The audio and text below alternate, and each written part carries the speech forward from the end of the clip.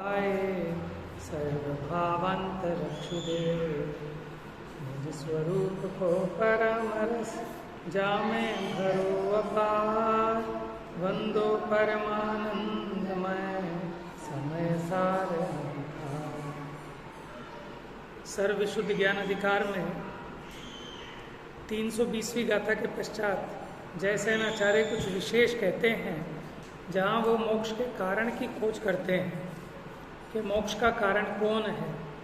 तो जीव के 5 असाधारण भाव बताए थे, उन 5 भावों में से मोक्ष का कारण कौन है, कल हमने ये जाना। तो हमने देखा था कि पारिणामिक भाव मोक्ष का कारण नहीं है। क्यों? क्योंकि पारिणामिक भाव तो अनादिकाल से है, तो सभी जीव मुक्त हो जाने चाहिए थे, हैं? लेकिन सभी जीव मुक्त नहीं हुए। और पारिणामिक भाव बंध का भी कारण नहीं है।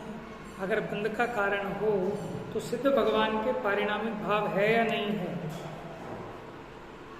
सिद्ध भगवान के पारिणामिक भाव तो है, लेकिन उनको बंध नहीं है। तो पारिणामिक भाव के 2 भेद किए थे, अशुद्ध पारिणामिक और शुद्ध पारिणामिक। अशुद्ध पारिणामिक के 3 भेद किए थे, जीवत्व, भव्यत्व, अभव्यत्व। जीवत्व में क्या लेना? जो 10 प्राण से जीता है, ऐसा 10 प्राण रूप जीवत्व वो अशुद्ध प्राण में लिया। उसी प्रकार भव्यत्व माने मोक्ष जाने की योग्यता, अभव्यत्व कि कभी मोक्ष नहीं जाए ऐसी योग्यता। उसके अलावा हमने चर्चा की थी कि जीव का तो एक पारिणामिक भाव ही है, वही परिणमता है। जब उसके पारिणामिक भाव को उसकी शुद्ध चेतना की तरफ से ही देखते हैं तो वो शुद्ध पारिणामिक कहलाता है। जब उस जीव के भाव को कर्म की तरफ से देखते हैं तो वो अशुद्ध पारिणामिक कहलाता है। ठीक है ना? औपशमिक, क्षायिक, क्षयोपशमिक, औदैहिक रूप जो परिणमन है, ये अशुद्ध पारिणामिक के अंदर ले सकते हैं। और शुद्ध चेतना रूप परिणमन जिसके औदैहिक, औपशमिक, क्षायिक, क्षयोपशमिक है, उसके भी शुद्ध चेतना रूप वो पारिणामिक भाव तो है ही। बात है उसको अपनी दृष्टि का विषय बनाने की। तो वो जो शुद्ध पारिणामिक भाव है वो परम शुद्ध द्रव्यार्थिक न्याय का विषय है। माने आप अपनी उस दृष्टि से अगर देखेंगे तो आपको नजर आएगा। जैसे देखो, सामान्य से कानून की नज़र में, ठीक है, चाहे वो हिंदू हो, मुस्लिम हो, सिख हो, ईसाई हो, कोई भी कास्ट का हो, किसी भी भाषा का हो, किसी भी जाति का हो, गोरा हो, काला हो, समझ में आया? तो कानून उसमें इस तरह से नहीं देखता, बस वो उसको इंडियन है, भारतीय है, इस तरह से देखता है। तो जो भारतीयपना है, भले वो हिंदू हो, मुस्लिम हो, सिख हो, ईसाई हो, वो सब में भारतीयपना है कि नहीं है? समझ में आया? गोरा हो, काला हो, भारतीय तो वो भी है, अमीर हो, गरीब हो, गुजराती बोलता हो, बांग्ला बोलता हो, मलयालम बोलता हो, हिंदी बोलता हो, इंग्लिश बोलता हो, लेकिन भारतीयपना सब में है। तो कानून की नज़र में, संविधान की नज़र में भारतीय, बस इतना देखना, ठीक है? उसी प्रकार ये पारिणामिक भाव समझना, चाहे औदैहिक भाव वाला हो, चाहे क्षयिक भाव वाला हो, चाहे संसारी हो, चाहे मुक्त हो, लेकिन चेतना रूप तो सभी है ना। चाहे बंध हो, चाहे मुक्ति वाला जीव हो, है, अज्ञानी हो, चाहे ज्ञानी हो। समझ में आया? तो यानी वो पारिणामिक भाव तो एक कॉमन भाव है, सभी में है, लेकिन उस पारिणामिक भाव का जीव लक्ष्य नहीं करता। काहे का लक्ष्य करता है कि जो भाव उदय में आया, मोह राग द्वेष रूप, उससे अपनी सत्ता मानता है, जबकि वास्तव में मेरा यथार्थ स्वरूप तो अनादि अनंत एक जानने देखने रूप जो ज्ञाता दृष्टा भाव है, माने शुद्ध चेतना भाव, वो मेरा अनादि अनंत स्वरूप है, वो मेरा असली भाव है। क्योंकि वो कर्म की उपाधि से रहित है, वो स्वाभाविक है। ठीक है ना? अब उसमें जो विभाव रूप परिणमन हुआ, ठीक है, वो कर्म के उदय के निमित्त से हुआ है, तो उसको हम औदैहिक कहते हैं। कर्म के क्षय के निमित्त से क्षयिक हुआ, कर्म के उपशम के निमित्त से औपशमिक हुआ। ठीक है? तो इन 5 भावों में बताया कि 4 भाव तो पर्याय रूप, क्योंकि वो अनादि अनंत नहीं है, और एक जो पारिणामिक भाव है वो द्रव्य रूप, क्योंकि वो अनादि अनंत है। फिर बात स्फटिक मणि के उदाहरण से हमने देखा कि भाव तो एक पारिणामिक ही है, बाकी तो उसी के विशेष हैं। जैसे स्फटिक मणि का अपना एक गुण है। क्या गुण है? कि उसमें जो उसके पास रखा हो वो वैसी ही दिखाई देती है। तो ये तो उसका गुण है। इसी से पता लगता है कि बढ़िया क्वालिटी का स्फटिक है। समझ में? जैसे आईना है तो बढ़िया आईना कौन सा? कि जैसा बाहर में हो बिल्कुल वैसा का वैसा हूबहू उस आईने में झलके। अगर आईने में ना झलके तो फिर उसे आईना कौन कहेगा? अभी ये बात नहीं है क्या झलके क्या नहीं झलके, वो बात की बात है। लेकिन जिसको ये समझ में आए कि आईने का गुण ये झलकाना है, स्फटिक मणि की क्वालिटी कि जैसा बाहर में रंग हो उस रूप परिणमित होना, ये इसका स्वभाव है। तो वो स्वभाव का तो लक्ष्य करता नहीं। वो किसका लक्ष्य करता है? लाल रंग, काला रंग, नीला रंग, पीला रंग। ऐसे जीव पारिणामिक भाव रूप है, परिणमना इसका स्वभाव है। चेतना रूप परिणमेगा। अब वो अशुद्ध चेतना रूप परिणमे या शुद्ध चेतना रूप परिणमे, अभी वो बात नहीं। लेकिन इसका लक्ष्य कहाँ होता है कि जो मोह राग द्वेष रूप अशुद्ध चेतना हुई उसमें तो अहम करता है, लेकिन उस राग द्वेष से रहित एक सामान्य जानने देखने रूप मेरा जो परिणाम है उसकी खबर नहीं है। जब इसको प्रथम बार ये पारिणामिक भाव स्वरूप जो शुद्ध चेतना है ये मेरा स्वरूप है ऐसी खबर होती है तो तब सम्यक दर्शन होता है जी। तब इसकी परिणति में औपशमिक भाव, क्षयोपशमिक भाव, क्षयिक भाव प्रकट होते हैं। तो मोक्ष का कारण औपशमिक, क्षयोपशमिक, क्षयिक, ये तीन भाव हो सकते हैं। ठीक है ना? पारिणामिक भाव न तो मुक्ति का कारण और ना ही बंध का। अब आगे तो ये सिद्ध किया। देखिए पेज नंबर 743, 743, सेकंड पैराग्राफ।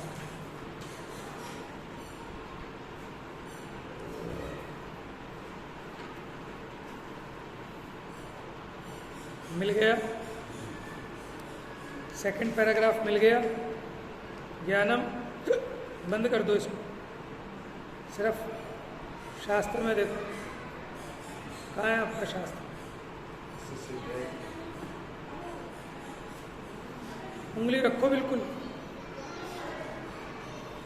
देखो क्या लिखा है। इससे सिद्ध होता है कि, मिल गया बेटा? इतना टाइम नहीं है, जल्दी बोलो। मिल गया? Second paragraph, page number 743। इससे सिद्ध है कि शुद्ध पारिणामिक भाव संबंधी जो भावना है, भावना का मतलब होना, भू धातु से बना है। भावना का मतलब पूरी इच्छा नहीं, यहाँ भावना का मतलब उस रूप परिणमन। तो शुद्ध पारिणामिक भाव संबंधी जो भावना है उस भावना रूप जो औपशमिक आदि भावत्रय है। भावत्रय माने त्रय माने तीन भाव, औपशमिक, क्षयोपशमिक और क्षयिक। क्योंकि वो भाव क्या मानते हैं कि मैं पारिणामिक भाव स्वरूप हूँ, ऐसा जो मानते हैं वो या तो औपशमिक सम्यक्त्व का भाव होगा या क्षयोपशमिक सम्यक्त्व का भाव होगा या फिर क्षयिक सम्यक्त्व का भाव। तो जिसमें उसने अपने को कि मैं शुद्ध चेतना रूप हूँ, मैं शुद्ध पारिणामिक भाव रूप हूँ, ऐसा स्वीकार किया, वो तीन प्रकार के कोई से भी हो सकते हैं, क्षयिक, क्षयोपशमिक अथवा औपशमिक भाव। वो समस्त रागादि रहित पने से, शुद्ध उपादान कारण होने से मोक्ष का कारण। कौन है मोक्ष का कारण? ये औपशमिक, क्षयिक, क्षयोपशमिक। क्यों है ये मोक्ष का कारण? समस्त रागादि रहित शुद्ध उपादान कारण होने से मोक्ष का कारण है।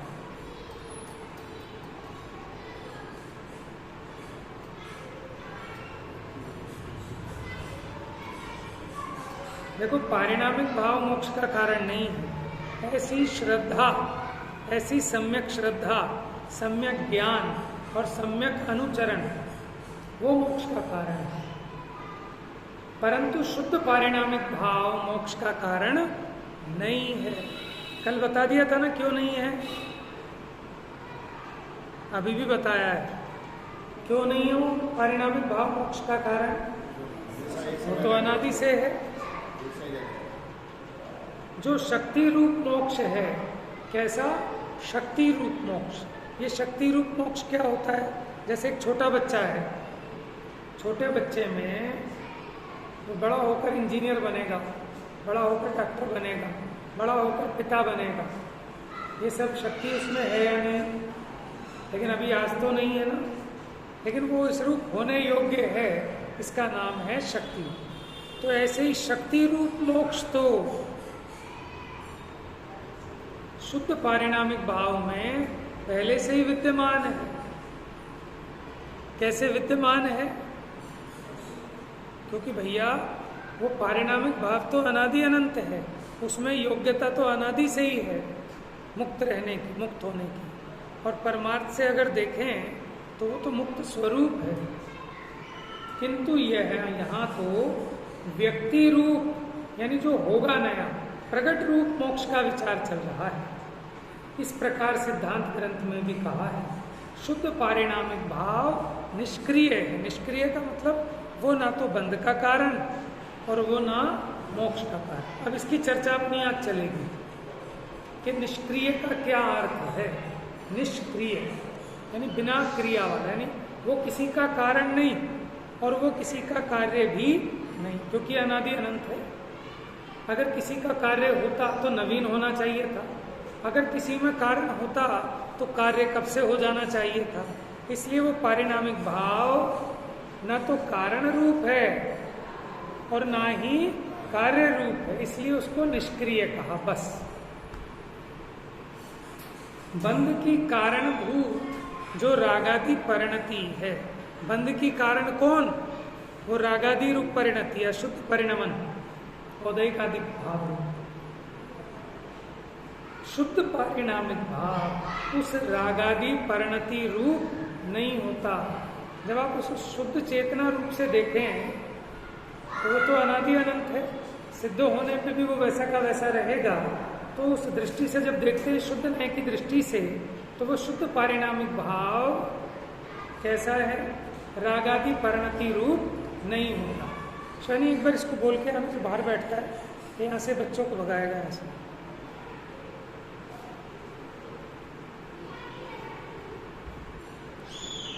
और मोक्ष की कारणभूत जो क्रिया शुद्ध भावना रूप है, उस रूप नहीं होता। अब आपसे प्रश्न, मोक्ष की कारणभूत जो शुद्ध भावना रूप क्रिया है, वो 5 भावों में से कौन कौन से भाव रूप है। मोक्ष की कारणभूत शुद्ध भावना वो कौन कौन से भावों में आएगी, 5 भावों में से। औपशमिक है, छायोपशमिक है, छायिक है, औदैहिक है कि पारिणामिक है। औपशमिक, छायोपशमिक और छायिक, ये शुद्ध भावना रूप है। और बंध की कारणभूत कौन सा भाव है, औदैहिक भाव। कौन सा, औदैहिक भाव। ठीक, इससे जाना जाता है कि शुद्ध पारिणामिक भाव ध्येय रूप होता है, ध्यान रूप नहीं होता। औपशमिक, छायोपशमिक, छायिक ये तो ध्यान रूप होते हैं, ठीक है, लेकिन ये शुद्ध पारिणामिक भाव हमेशा ध्येय रूप रहता है। अब ध्येय रूप माने क्या, कि आत्मा का जो भाव कि मैं शुद्ध पारिणामिक भाव रूप हूँ, शुद्ध चेतना रूप हूँ, ये शुद्ध चेतना को ध्येय बनाता है। लेकिन वो जो भावना जिसने शुद्ध चेतना को ध्येय बनाया, उसी भावना का नाम सम्यक दर्शन है, उसी का नाम सम्यक ज्ञान है, उसका नाम सम्यक चारित्र है। यानी औपशमिक, छायिक, छायोपशमिक ये हैं मोक्ष की भावना रूप, ये मोक्ष के कारण रूप है। और शुद्ध पारिणामिक भाव ध्येय है। सम्यक दर्शन ये ऐसी श्रद्धा नहीं करता कि मैं सम्यक तो रूप हूँ, क्योंकि सम्यक तो पहले नहीं था, तब भी मैं था। तो कैसी भावना भाता है कि मैं अनादि अनंत शुद्ध चेतना रूप ज्ञाता दृष्टा भाव रूप हूँ। तो बस ऐसा जो मानता है उसी का नाम सम्यक दर्शन है। तो ये शुद्ध पारिणामिक भाव ध्येय रूप तो होता है, ध्यान रूप क्यों नहीं होता? ध्येय के विनाशिक पने होने के कारण, क्योंकि ध्यान अनादि से नहीं है और अनंत काल भी नहीं है। सिद्ध भगवान ध्यान करते हैं क्या? क्यों करें? किसका करें?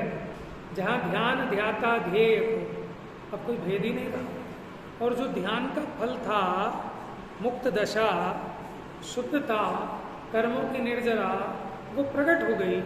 तो अब ध्यान क्यों करें? और दूसरी बात, ध्यान होता है क्षयोपशम ज्ञान वालों को, क्षयिक ज्ञान वालों को ध्यान की गुंजाइश ही नहीं है। ध्यान क्या होता है? एकाग्र चिंता निरोधो ध्यानम, बाकी सब विषयों को गौण करके किसी एक को मुख्य करना, वो ध्यान है। तो क्षयोपशम ज्ञान में तो व्यवस्था है, लेकिन क्षयिक ज्ञान में तो समस्त तीन लोक अलोक सब एक साथ ज्ञान में झलकते हैं। तो वहाँ ध्यान किसका करें? वहाँ उस तरह का कोई अवकाश नहीं है। तो इसलिए ध्यान तो विनाशिक भाव है, साथ ही शांत है, अनादि से नहीं है ध्यान और अनंत काल नहीं रहेगा। वो अपने कार्य की सिद्धि के लिए ध्यान होता है। कार्य की सिद्धि हो गई तो ध्यान का अभाव ना, उपचार से कहते हैं, उपचार से कहते हैं, लेकिन वास्तव में उनके ध्यान नहीं है, क्योंकि ध्यान छद्मस्तक ही होता है। वो तो अब ध्यान का फल भोग रहे हैं, ध्यान क्यों करें?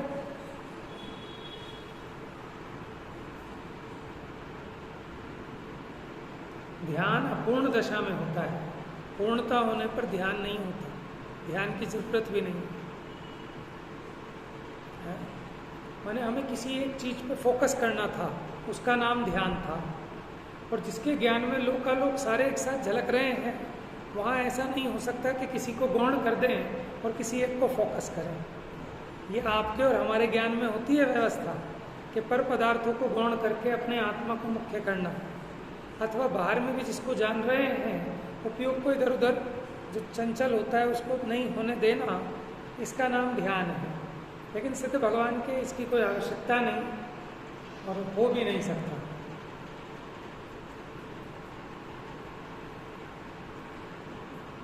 हाँ, तो ध्यान के विनाशिकपना होने के कारण शुद्ध पारिणामिक भाव ध्यान रूप नहीं होता। अगर शुद्ध पारिणामिक भाव ध्यान रूप हो जाता तो ध्यान के अभाव होने पर शुद्ध पारिणामिक भाव का भी अभाव हो जाता। इसी प्रकार योगिंदु देव ने भी कहा है, परमार्थ से देखो तो जीव न तो उत्पन्न होता है, न मरता है, न बंध को करता है, न मोक्ष को करता है। ऐसा श्री जिनवर भगवान कहते हैं। कुछ विशेष कहते हैं। क्या लिखा है बेटा? क्या लिखा है आगे? विवक्षित। क्या होता है विवक्षित? अभी जिसकी विवक्षा चल रही हो, अभी जिस कथन को हम मुख्य करके चर्चा कर रहे हैं उसको कहते हैं विवक्षित, जिसकी विवक्षा चल रही है अभी। ठीक है? विवक्षित एक देश शुद्ध नयाश्रित यह भावना निर्विकार स्वसंवेदन लक्षण क्षयोपशमिक ज्ञान रूप होने से यद्यपि एक देश व्यक्ति रूप है। कैसी भावना? कि मैं शुद्ध चेतना रूप हूं, ऐसा जो ध्यान रूप भावना है, वो जो ध्यान रूप भावना है वो एक देश शुद्ध नयाश्रित है, पूर्ण शुद्ध नहीं है। एक देश शुद्धता है अभी उसमें, पूर्ण शुद्ध तो जब क्षयिक भाव होगा वो पूर्ण शुद्ध कहलाएगा, लेकिन जो भी क्षमिक भाव है वो एक देश शुद्ध है।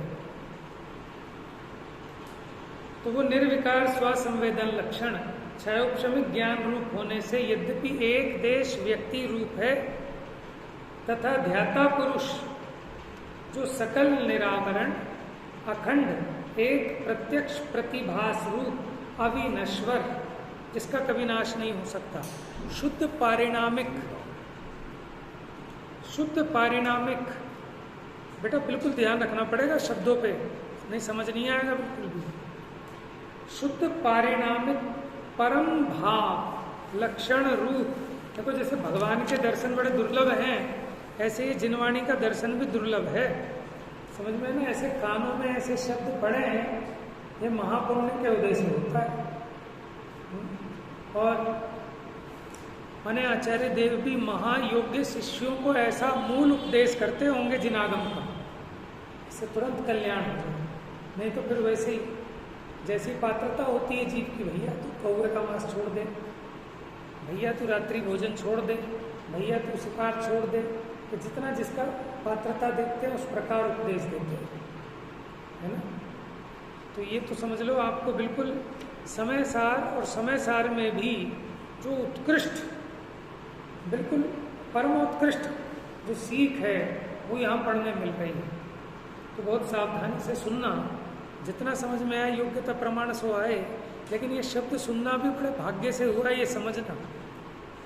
बच्चे के कान में नमोकार मंत्र सुनाते हैं, क्या समझता है वो उसका, लेकिन कानों को सुनाने से भी उसका चित्त पवित्र हुए बिना नहीं रहता।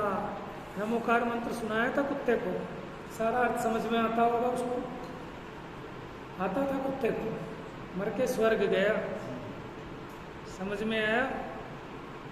तो ये शब्द भी अपने आप में मंत्र हैं, ठीक है ना। शब्दों में बड़ी ताकत है, पता है आपको। ये जो शब्द हैं ये मंत्र हैं, बड़ी ताकत है शब्दों में। कैसे? ये शब्द बोलने से ही तो महाभारत का युद्ध हो गया। क्या बोला था द्रौपदी ने कि अंधे के अंधे ही होते हैं, कर दिया सारा घमासान, हो गया नहीं हो गया। घरों में फाड़ पड़ जाती है जरा से कोई शब्द बोलने से, और जरा से शब्द बोलने से बड़े झगड़े निमट जाते हैं। हाँ, सबसे बड़ा दान है मीठा वचन, मीठा बोल। समझ में आया? कोई कितना क्रोध में फना रहा हो, आप 2 मीठे शब्द बोल दो, एकदम उसको साता पड़ जाता है नहीं है जादू की शक्ति। तो आपके पास जादू की चीज है, लेकिन आप इसका दुरुपयोग करते हैं। समझ में आया ना? अगर हम इसका सदुपयोग करें है तो चमत्कार हो जाए। तो इसलिए इस वाणी को कभी खराब नहीं करना, इसका दुरुपयोग नहीं करना, इससे कटु नहीं बोलना, हल्की बात कभी नहीं करना, ओछी बात कभी नहीं कहना कि सामने वाले की हड्डियों का दम निकल जाए। ऐसे कर्कश वचन, शून्य वचन, हृदय विदारक वचन कभी नहीं कहना, जिससे युद्ध हो जाए, झगड़ा हो जाए, निर्दोष व्यक्ति को फांसी की सजा हो जाए, किसी का मरण हो जाए, ऐसे शब्द नहीं बोल। देखो शब्दों में बहुत ताकत है। ये शब्दों के माध्यम से ही ये जीव के परिणामों में कैसी निर्मलता आ जाती है। माने ज्ञानियों के, त्यागियों के वचन सुनने पर अपने परिणाम, पाप का परिणाम भाग जाता है ना।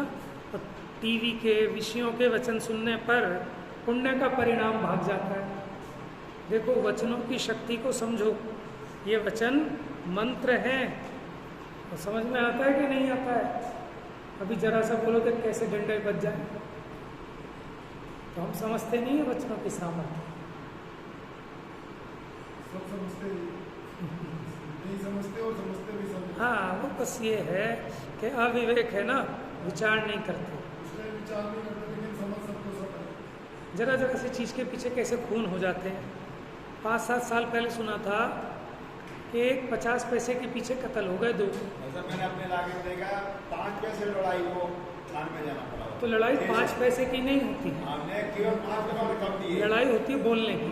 भले ही कितना गुस्सा आ रहा हो, लेकिन अगर आपने गलत नहीं बोला ना तो मामला निमट जाता है। और जहाँ आप जरा सा आपने एक टॉन्ट कस दिया, बस फिर देखो वचन की शक्ति, एकदम सामने वाले को पारा चढ़ जाता है। तो ऐसे वचन नहीं बोलना चाहिए, कुछ नहीं बिगड़ता। मीठे वचन बोलने से कुछ बढ़ेगा ही, कुछ घटेगा नहीं। भले गलती सामने वाले की हो, फिर भी राह चलते कि वो गाली बक रहा हो तो सॉरी बोल दो, कुछ नहीं घटेगा, बच जाओगे। नहीं तो ना जाने अपनी कितनी कसाई आपको भी हो जाएगी, सामने वालों को भी हो जाएगी। तो मनुष्य पर्याय इतनी दुर्लभ है, न जाने कब इसका मरण हो जाए फिर कदली घात से। अकाल मरण उसको कहते हैं। तो इसलिए भैया सावधानी रखना, मत बोलना गलत कभी किसी से। सामने वाला कितना ही कमजोर हो, आपने गलत बोल दिया तब तो उसने सुन लिया, आप चल दिए उठा के ईंट दे के मार दी सर में आपको, कर लो क्या।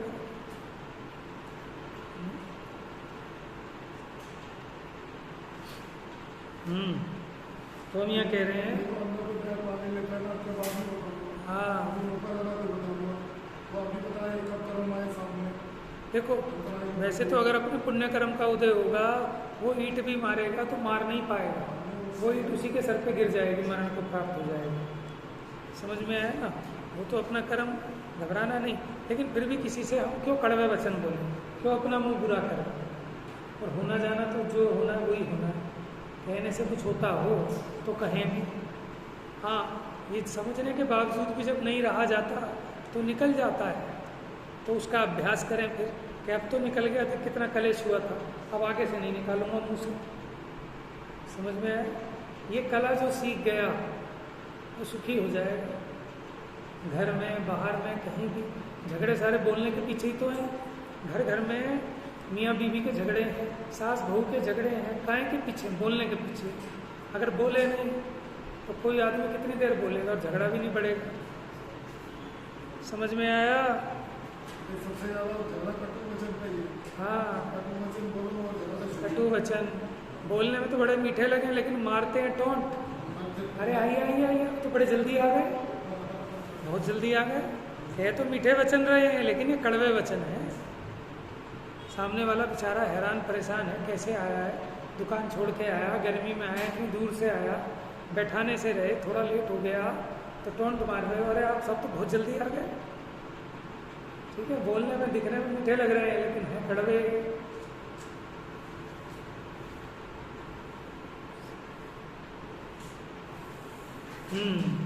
तो हम ये कह रहे थे कि अमृत वचन है कि जो सकल निरावरण अखंड, देखो समझ में जब आएगा तब तो निहाल हो जाओगे कि जो सकल निरावरण माने समस्त आवरण से रहित, अखंड जो कभी खंड खंड रूप नहीं होता, एक प्रत्यक्ष प्रतिभास रूप जो जानन जानन रूप है, अविनश्वर है, जिसका कभी भी नाश, चाहे निगोद में रहूं चाहे सिद्ध दशा में, लेकिन वो दशा हमेशा जानन जानन रूप रहती है। ऐसा शुद्ध पारिणामिक परम भाव लक्षण रूप निज परमात्म द्रव्य है, वह ही मैं हूं जो ऐसी भावना करता है और मैं खंड ज्ञान नहीं हूं, ऐसा आशय। कौन करता है ऐसी भावना?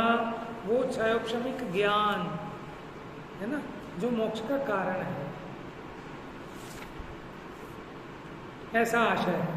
यह समस्त व्याख्यान परस्पर सापेक्ष आगम और अध्यात्म के अभिप्राय के विरोध से रहित ही कहा है। ना तो आगम से विरोध आता और ना अध्यात्म से विरोध आता। ये सिद्ध होता है, ऐसा विवेकी जनों को जानने योग्य है। माने ऐसा वो शुद्ध चेतना परिणाम, उसको निरंतर अपने ज्ञान का ध्येय बनाना चाहिए, ध्यान का ध्येय बनाना चाहिए, श्रद्धा का श्रद्धेय बनाना चाहिए। आगम और अध्यात्म में थोड़ा बताना। हाँ, थोड़ा सा अंतर बताते हैं।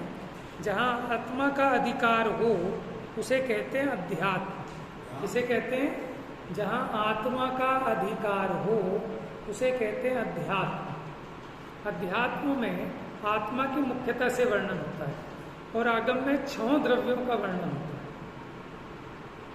भाई अकेला जीव तो नहीं, उद्गल भी है, धर्म धर्म आकाश काल भी। यहाँ 6 द्रव्यों का निरूपण है, वस्तु के समस्त स्वरूप का निरूपण है, वो है आगम। लेकिन जहाँ मेरी मुख्यता से वर्णन है वो है अध्यात्म। जैसे देखो तत्वार्थ सूत्र, वो आगम का ग्रंथ है या अध्यात्म का ग्रंथ है?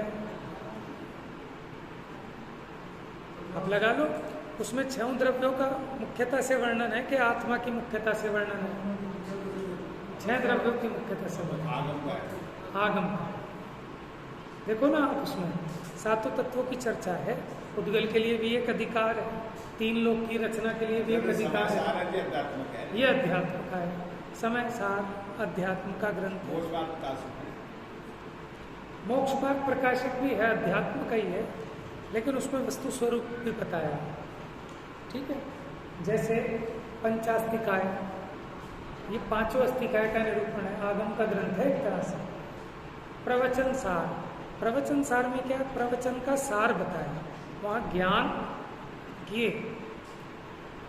ऐसा नहीं है कि जिसमें आगम होगा उसमें अध्यात्म नहीं होगा, जिसमें अध्यात्म होगा उसमें आगम नहीं होगा, मुख्यता की अपेक्षा कह रहे हैं। जैसे नियम सार है, यद्यपि उसमें भी पुद्गल का वर्णन आया है, पुद्गल का वर्णन यहाँ भी आया है, लेकिन मुख्यता अध्यात्म की है। ठीक है, जैसे योगिंदु देव का परमात्मा प्रकाश है और योग सार है,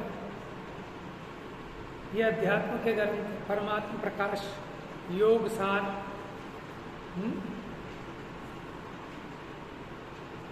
जैसे गोमट सार, षटखंडागम, ये आगम ग्रंथ है। ठीक है,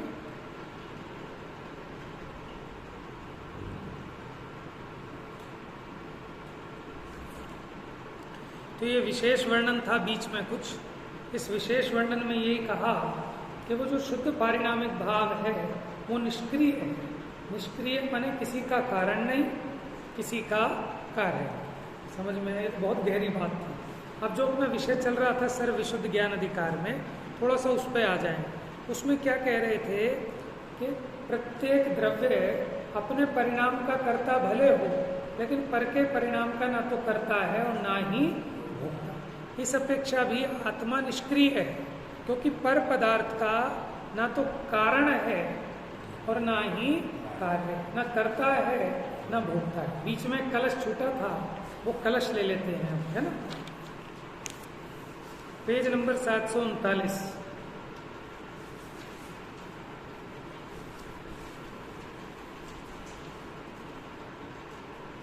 मिल गया कलश 199।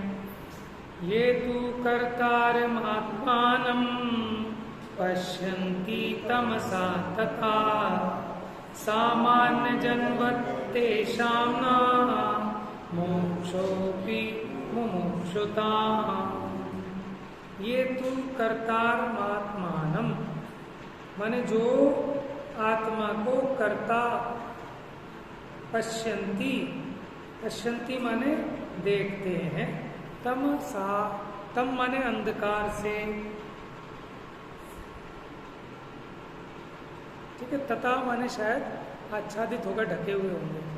कि जो अज्ञान अंधकार के कारण आत्मा को पर का कर्ता देखते हैं, सामान्य जन्मवत्तेषां न मोक्षोपि मुमुक्षुता, कि भले ही वो मुमुक्षु हों, मोक्ष की इच्छा रखते हों, उसके लिए सब घर बार छोड़ दिया हो, मुनि बन गए हो, लेकिन अगर जो अपने आत्मा को पर का कर्ता देखते हैं, उनको भी सामान्य जनों की भांति मोक्ष नहीं होता। अब आ जाओ गहरी बात कि मुमुक्षु कौन, कि जिसने मोक्ष के लिए सब छोड़ दिया, बस मुझे तो एक मोक्ष चाहिए, यानी मुनिराज। ठीक है, असली मुमुक्षु तो वो है कि उन्होंने मोक्ष के लिए सब छोड़ दिया है, लेकिन अब छोड़ने के बाद ये माने कि ये मैंने छोड़ा है, हम चक्रवर्ती के पुत्र हैं, हम भी सब राजकाज छोड़ के आए हैं। माने पर द्रव्य का कर्ता अपने को जाने, शरीर की जो उपवास आदि क्रियाएं हैं, उपदेश आदि क्रियाएं हैं, इनमें अहम करे कि मैं इसका कर्ता, समझ में, मैं इतना तपस्या करने वाला, मैं बढ़िया प्रवचन करने वाला। तो शरीर की, वाणी की इन क्रियाओं में एकत्व करे, कर्ता बन रहा है ना, कर्ता। तो भले ही वो मुमुक्षु हो, मोक्ष की इच्छा रखता हो, लेकिन जैसे सामान्य अज्ञानी जनों को मोक्ष नहीं होता, ऐसे ही तुझे भी मोक्ष होने वाला नहीं। तो क्या करे प्रभु कि जिसका तू करता नहीं है, उसका कर्ता अपने को क्यों देखता है। समझ में आया? तो बहुत बड़ी बात कह दी आचार्य देव ने, बिना लाग लपेट की सीधी बात। देखो अर्थ, जो अज्ञान अंधकार से आच्छादित होते हुए आत्मा को कर्ता मानते हैं, किसका, कि पर द्रव्य का, जिसका आत्मा कर्ता नहीं है उसका कर्ता मानते हैं, वे भले ही मोक्ष के इच्छुक हों। समझ में आया? तथापि सामान्य जनों की भांति, लौकिक जनों की भांति, अब सब लगा लेना। सामान्य जन तो उन्हें जो स्वाध्याय सुनने नहीं आते, हम स्वाध्याय सुनने आते हैं तो हमें लगता है कि हाँ हमें मोक्ष की इच्छा है, लेकिन आप भी इतना करने के बाद भी अगर आप अपने को पर का कर्ता मानते हो तो जो लोग स्वाध्याय में नहीं आते, जैसे उनको मुक्ति की प्राप्ति नहीं होगी ऐसे ही आपको भी नहीं होगी, जैसे उनको सम्यक दर्शन नहीं होगा ऐसे ही आपको भी नहीं होगा। अब कोई व्यक्ति उपवास करता है बहुत, ठीक है, लेकिन उस शरीर की क्रिया का कर्ता अपने को देखता है, तो जो उपवास नहीं करते जैसे उनको धर्म नहीं होगा, उसी प्रकार भले ही तो कितना उपवास करता हो, लेकिन पर द्रव्य की क्रिया का कर्ता अपने को मानता है। देखो ज्ञानी जानता सब है कि भाव भी आ रहा है, ये क्रिया भी हो रही है, लेकिन भेद विज्ञान करता है कि मेरा स्वरूप जानने देखने का है, ये जड़ की क्रिया का अभिमान नहीं करता। अभी शरीर की स्थिति ऐसी हो जाए, करके दिखाओ उपवास, एक उपवास न कर पाए,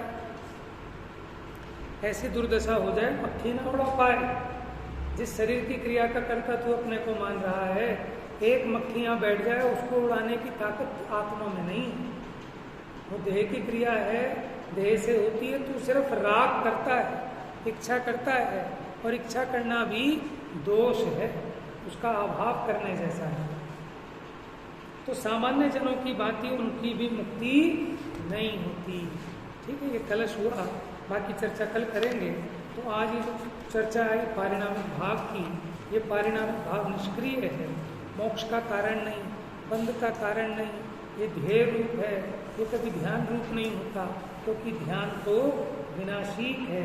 ये जो परम पारिणामिक भाव रूप शुद्ध चेतना निरंतर अपने को, उसको अपने ज्ञान का विषय बनाना चाहिए, श्रद्धान का विषय बनाना चाहिए कि यही मैं हूँ। जब इसका विषय बनता है तो उस भाव का नाम है औपशमिक भाव, छायोपशमिक भाव, सम्यक दर्शन रूप भाव उत्पन्न होता है, तब मोक्ष मार्ग का प्रारंभ होता है। तो शुद्ध पारिणामिक भाव को हम अपने ज्ञान का गेय बनाएं, श्रद्धान का श्रद्धेय बनाएं, तो हमारा और आपका मोक्ष मार्ग प्रारंभ होगा। उसके बिना मोक्ष मार्ग का प्रारंभ होने वाला नहीं। अपने असली स्वरूप को तो जानना ही पड़ेगा ना, तभी सम्यक ज्ञान होगा। है तो क्या और मान रहे हैं क्या? तो मिथ्यात्व जाए बिना धर्म की नर्सरी प्रारंभ नहीं होती। नर्सरी का एडमिशन है सम्यक दर्शन प्राप्त होना। मिथ्याता में नाश वे को